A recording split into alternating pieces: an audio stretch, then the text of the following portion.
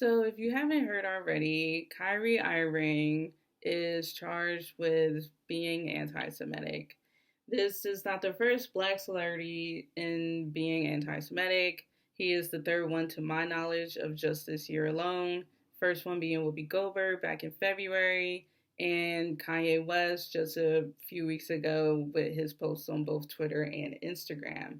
And upon doing further research, there has been other black celebrities that have also made anti-Semitic comments for the past 3 years, including Ice Cube, Deshaun Jackson from the Philadelphia Eagles, um, Nick Cannon, and there's probably others I've probably missed. So this raised the question, why in the world are black celebrities being anti-Semitic of late? So originally I was going to do this video after the Kanye West controversy, but then the Kyrie Irving controversy came up, and I'm actually glad that I didn't do the video right after the Kanye West controversy because the Kyrie Irving one shifted my argument drastically. And before I dive deep into this, I just want to give you a forewarning. I will be using some derogatory languages because the book uses it. Those include Negro, Edomites, and Gentiles. He uses it in a derogatory way. Um, Gypsies, that is derogatory. We usually refer to them as the Romani. And the Old Testament, that too is derogatory. We usually will just use the term Hebrew Bible in the biblical field. This video will also be talking extensively on the Holocaust and Adolf Hitler, so I'll also be forewarned of that. So diving into the comments the celebrities made that was anti-Semitic, at first, just looking at the ones from this year, I thought there was no connection between the Whoopi Goldberg comment and the comments made by Kyrie and Kanye. But delving deeper into the source that Kyrie posted, I realized that all the anti-Semitic comments I bumped into from both this year and 2020 all seem to trace back to this one book, which was made into a movie. The book and movie I'm referring to is Hebrews to Negroes, Wake Up Black America by the author and director Ronald Dalton Jr. The book itself released in 2014. So though I don't have proof that these celebrities read the book or watched the movie except for Kyrie Irving, the ideas that the celebrities speak of are in this book. So the plan is to go over their comments and see where those comments are in the book itself. And I believe this is important because we need to figure out the root of the anti-Semitism in the black community. Because the thing is, if not, we're just going to keep having this cycle of a black celebrity making an anti-Semitic comment, them getting heat over it, them doing a little Twitter apology over it, them probably getting educated by someone expert in the Holocaust, and like not even weeks later we get another black celebrity doing an anti-Semitic comment. So we're just going to keep having this cycle unless we deal with the root of the problem. And so I am suggesting that the root of the problem is this book/movie. So the first thing I bumped into in my research is that I see with the chart given by the Anti-Defamation League is how anti-Semitism, became pretty dominant starting in 2019, and it stayed that way in 2020 and grew larger in 2021, and I imagine it would be around the same or probably even higher in this year. So the question becomes, well, why did it grow so drastically? My hypothesis is that in 2020, a lot of stuff happened in the black community with the Breonna Taylor and George Floyd and police brutality at an all-time high. And seeing all of this, the black community is like, well, why are we getting persecuted? They feel like a persecuted people, which makes sense. They're seeing all these killings of their own people. And so they're wondering, well, why are we suffering? And this book, the Hebrews to Negroes, claims to have the answer to that. And so I want to make clear, I'm not saying that the majority of the anti-Semitic attacks in those years are done by Black people, but I am suggesting that from 2020 especially, Black people most likely started looking into resources to figure out the root of their persecution, and they bumped into this book/movie, Hebrews to Negroes. And especially coupled with the fact that this is where we're starting to see a lot more Black celebrities make anti Semitic comments. Further important thing to keep in mind is that these Black celebrities are not only influencers to Black people, but also to non Black people. So, starting with the Kanye West controversy, he goes on to post this tweet, and we later also find people who are not anti Semitic put banners up saying they support Kanye West's tweet. So, because Kanye West posted that tweet, he pretty much gave a fuel for anti Semitics to go ahead and put up that banner. And so, not only are they contributing to anti Semitism, but they are also pushing it along by also being anti Semitic. So the next main thing I want to look at, in particular Kanye West's tweet, is that he says, well, I can't be anti-Semitic because the Jews are not descendants of the Israelites. His is not the only celebrity anti-Semitic tweet or post to say something like this. This was also present in Deshaun Jackson, the Philadelphia Eagles football player post, and I believe Ice Cube also posted something similar to this. So this begs the question, well, where would they get such an ideology that the Israelites are Black and thus anyone that has Black skin with coily Black hair and brown eyes are the descendants of the Israelites? Well, that's where Dalton, the author of the book, comes in at. So in chapter 5 of his book, he deals with melanin. He goes on to basically explain that Adam and Eve had to have been in Africa, and that melanin, they had to have passed it on. So they had to be Black in order to have melanin and to pass it on to their children. He then jumps forward to Moses, who he also exclaims, along with the Israelites in Egypt, had to have been Black because the Egyptians, in his view, were also Black, and especially given that they worked out in the sun all day, every day, building the pyramids and such. And because they are Black, they had to have passed that on to their disciples and such. And so then, jumping forward again, he looks at verses like in Lamentations and pretty much tries to make an argument in how, well, when basically Black people get dehydrated or hungry, their skin turns blacker, as noted in the Lamentation verses he uses. But in the case for white people, their skin don't get blacker, it just gets paler or redder, but it doesn't get blacker, so it wouldn't make sense to apply that to them. Fast forward again, and well, not really fast forwarding, but he pretty much makes the argument that basically one drop of African blood would show through no matter how much time has passed. The main example he uses is quite a bit of biracial stars. The biggest issue with that is that one, apparently, I guess you just never heard of white passing, where you do have those with ancestors, even one parent white, one parent Black, who has seemed to inherited the white parent's skin and the white parent's European features. And so they're able to pass as white. The other issue here is that this is the Middle East when we're dealing with the biblical times. The big issue is that he is seeing white people in the Middle East, which is not the case. So though I'm saying, well, no, the Israelites didn't have white skin, pale white skin with light eyes and light hair, I'm also not saying they had black coily hair with like black skin. I would say they were more like in the middle, like they had like olive skin per se. And yes, like they had brown or black hair most likely, and they definitely most likely had brown eyes.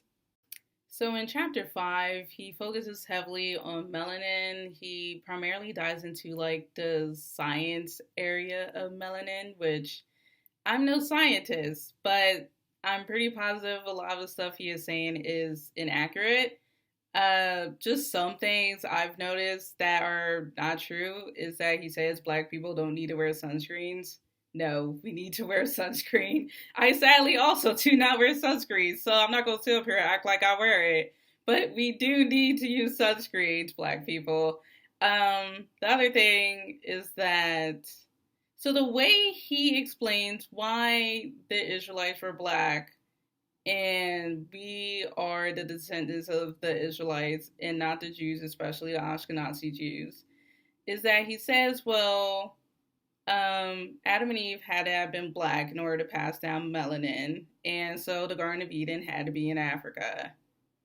From their descendants, we'll jump to Abraham, who has to have been black, and we'll jump to his descendants, Jacob, who had to have been black, and then we'll jump forward to Moses and Aaron, who had to have been black because they were in captivity in Egypt, and so they were bound to have intermarriage with the Egyptians. Plus, they were slaves then, and so they were working outside all the time. So they had to have been black in order to like defend against the sun, because again, he believes that black people don't need sunscreen. And then we'll make a huge jump to the Israelites in exile. So now we're in like 586 BC with the destruction of Jerusalem and the first temple, where he uses verses like Lamentation to explain that, well, in order for their skin to be black when they're dehydrated and lack food, they had to have been black because, according to him, white people skin don't get darker when they lack food and water. Then we will make another jump to the first century where he argues how Elizabeth, Mary's cousin, was black.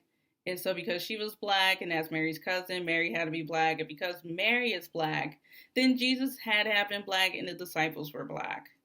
And then we'll make a huge jump again, basically to today, where he explains that pretty much melanin, the melanin gene, is so strong that it will still be present in the Israelite descendants today. Hence, those with melanin are descendants of the Israelites. And so the Ashkenazi Jews especially cannot be the descendants because they don't have melanin. So I'm no scientist, but I don't need to be a scientist to know that is not scientific.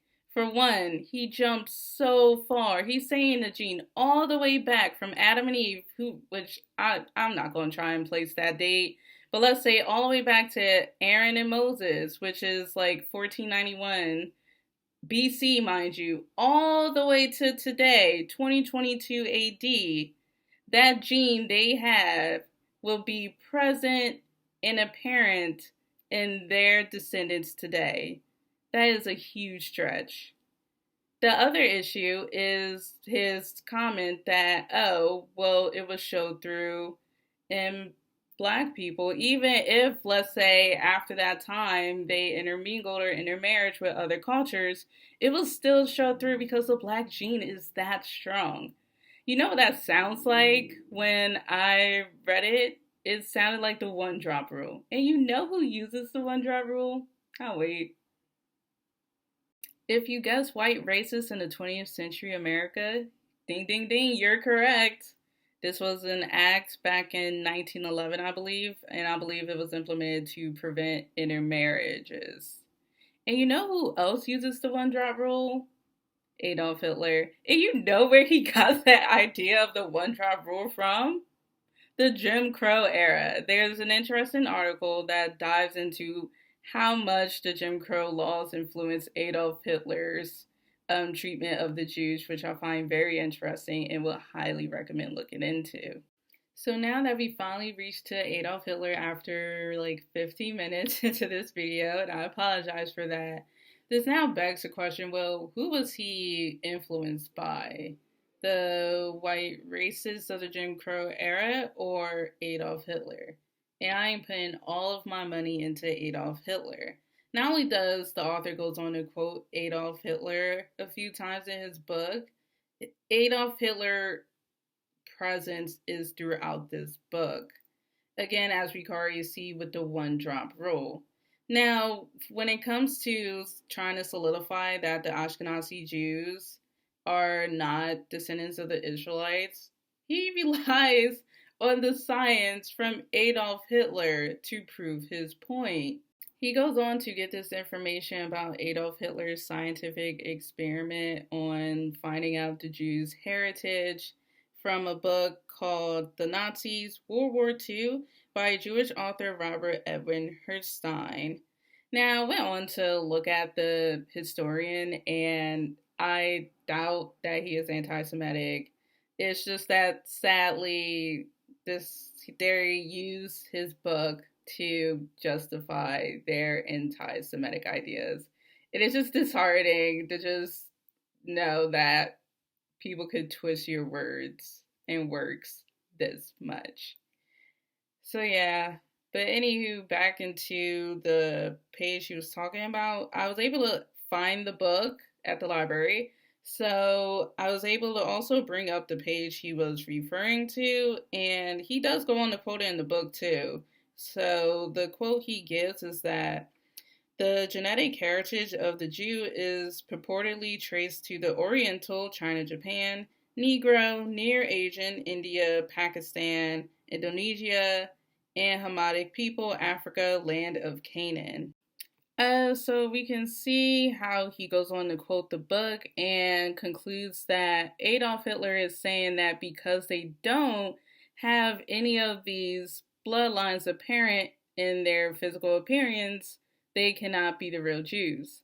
But he did not quote the entire book. Shocker, shocker. And here's the page from the book, and here's what it actually states. He does quote it, but he leaves key information out. So the first thing, after looking at the quote again myself, I realized he gives credit of the quote to Adolf Hitler, but it's not an Adolf Hitler quote.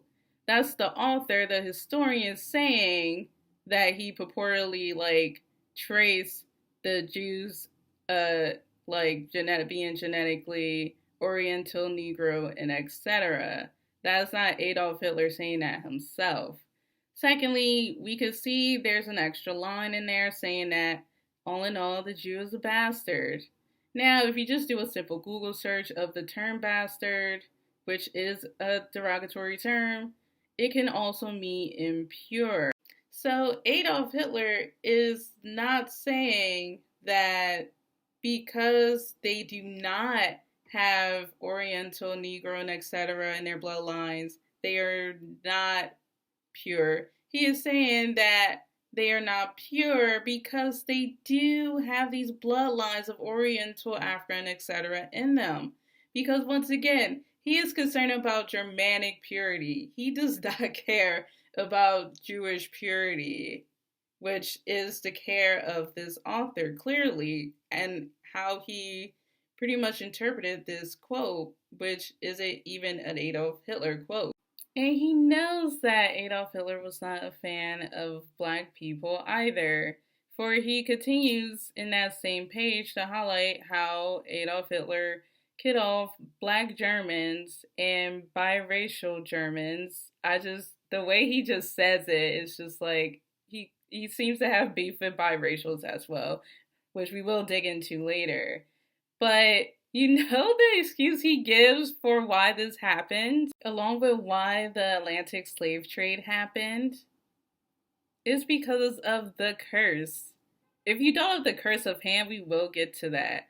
But he attributes it to a different curse, the curse in Deuteronomy 28.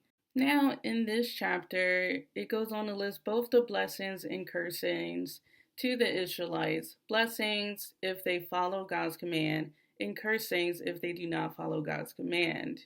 Dalton goes on to basically argue that Black people, because they are descendants of the Israelites, are in the cursing stage because there have been evidence in the Bible itself that the Israelites do not follow the command. And though he is right that there is evidence that the Israelites don't follow the commands, one can easily argue that Black people, or the descendants of Israelites, are in the blessing stage because there are also evidence in the Bible of the Israelites following the commands.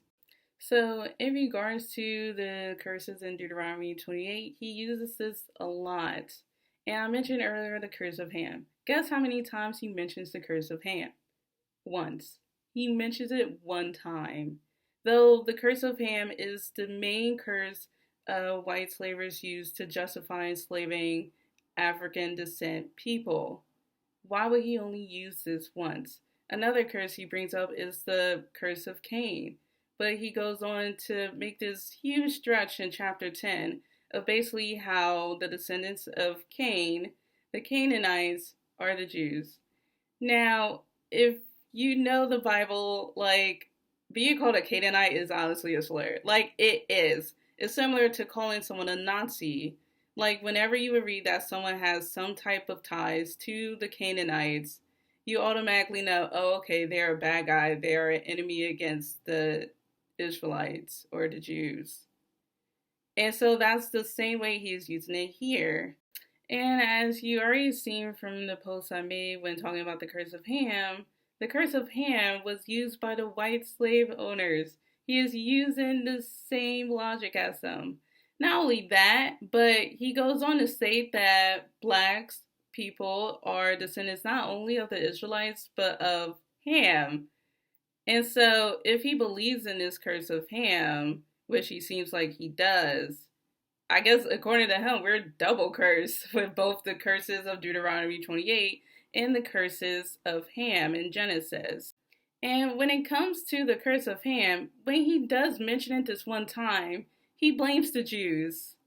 And I realize he is constantly giving European Christians an out. He is constantly blaming the Jews for what the European Christians done. A prime example is this passage here, where he blames the Europeans for the Portuguese going out and starting the Atlantic slave trade.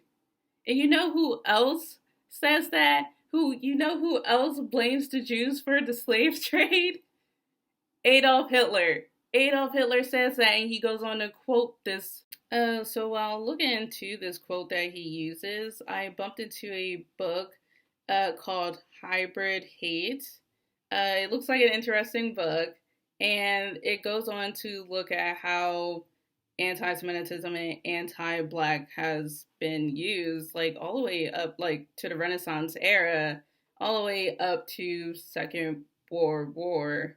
Now, the chapter in particular I want to look at from this book is chapter 9, where he goes on to highlight in the abstract how the scientists in Germany sought to study the Jews' blood and DNA to prove that they indeed had Negro blood in them. And I think the key important thing to also keep in mind is that scientists in this time were going in with biases. So they already went in, already made up their mind that Jews had Negro blood in them.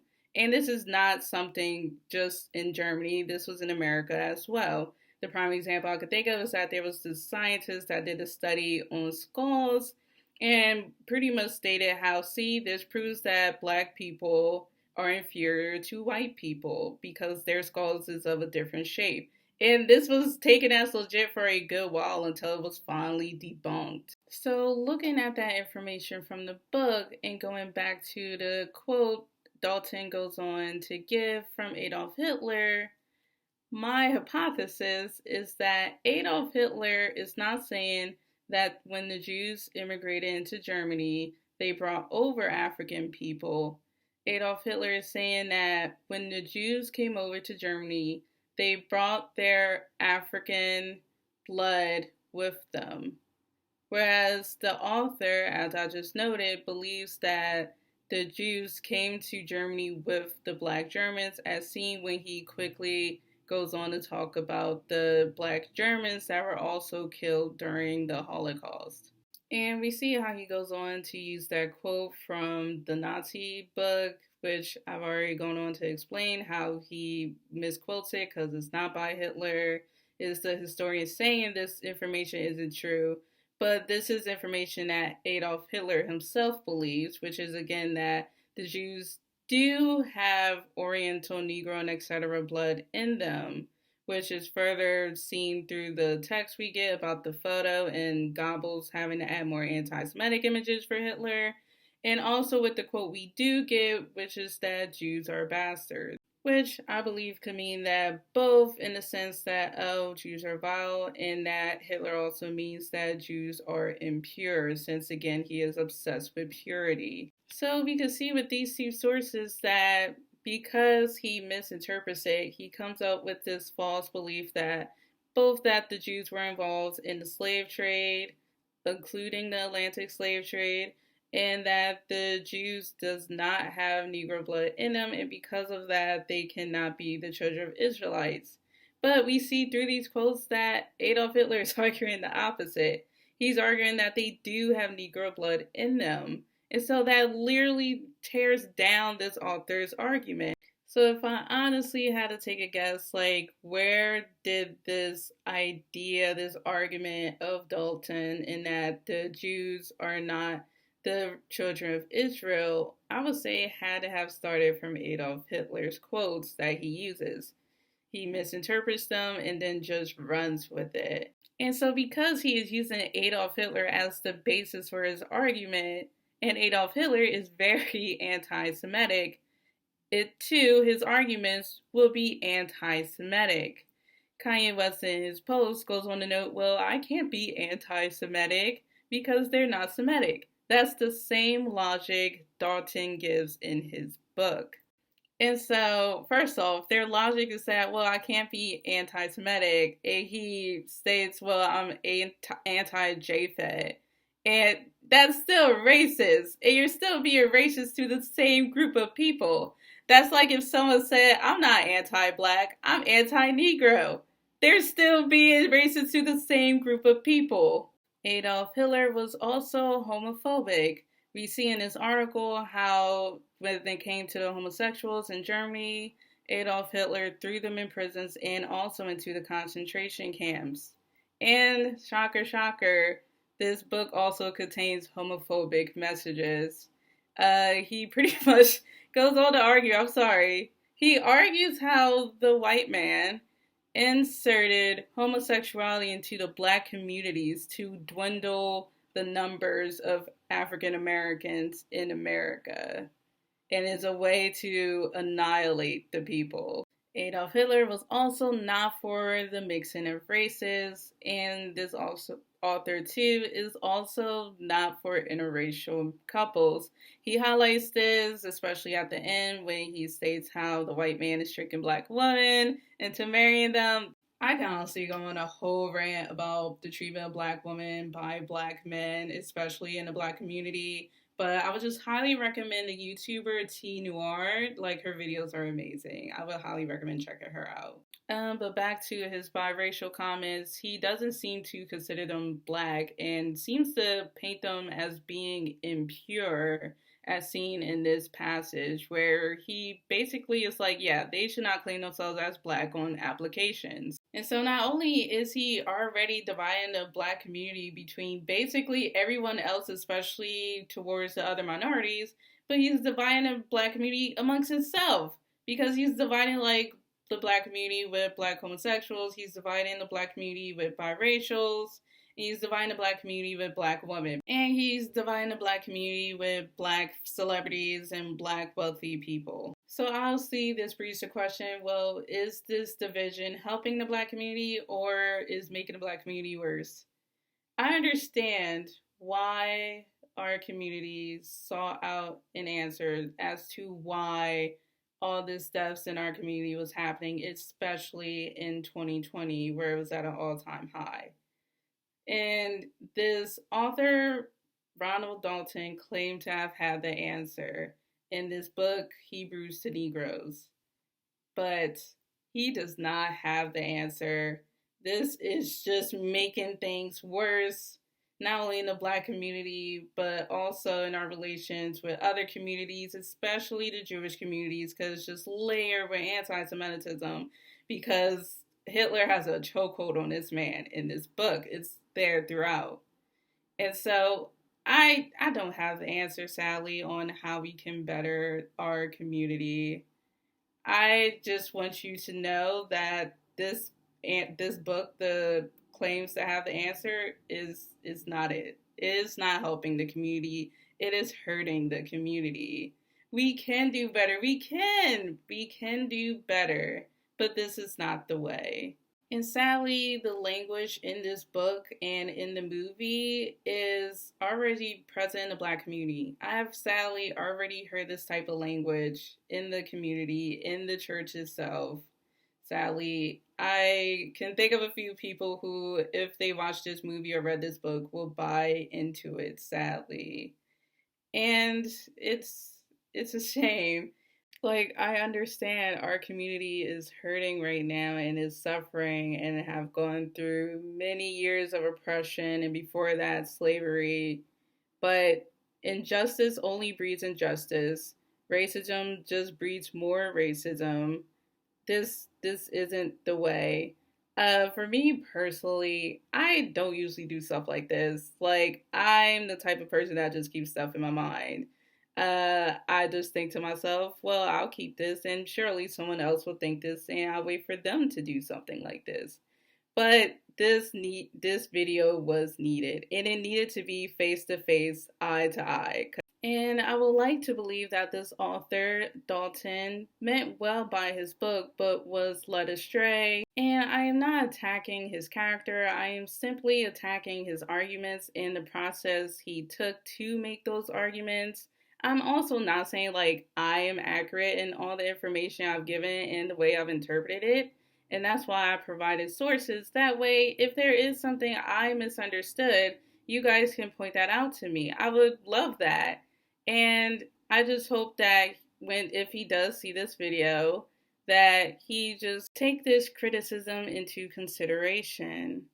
Now, I would like to end this video with a quote by the poet named Chris Jamie, which goes on to state this: "The unteachable man is sentenced to being taught only by experience. The tragedy is he reaches nothing further than his own pain." Thank you for sticking it out with me. I hope you have a great day, week, month, year, decade. Bye.